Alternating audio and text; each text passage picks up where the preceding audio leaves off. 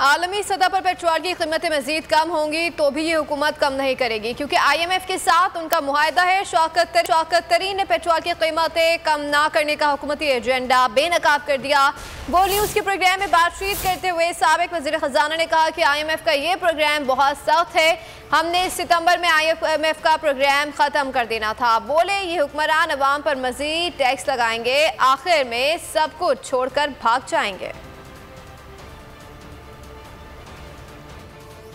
बात यह है कि इन्होंने कीमतें ज़्यादा कम नहीं की, क्योंकि इनकी IMF के साथ एक कमिटमेंट है कि 855 बिलियन का इन्होंने पेट्रोलियम लेवी जो है लगाना है। तो ये जैसे ही कीमतें कम होंगी ये उसको बढ़ा देंगे और कीमतें ज़्यादा कम नहीं करेंगे, क्योंकि इनकी ये कमिटमेंट है। ये IMF का जो एक किस्म से प्रोग्राम हुआ है, और देखें सख्त प्रोग्राम, बहुत ही सख्त प्रोग्राम है। हम तो जो हमने प्रोग्राम किया हुआ था, हमने तो सितंबर में ख़त्म कर देना था IMF का प्रोग्राम। तो इसका मतलब है कि 1 से 1.5 ट्रिलियन रुपया इनको और टैक्स लगाने पड़ेंगे। तो nothing is going to be very easy for Pakistan और पाकिस्तानियों के लिए। एक बार फिर नंबर 1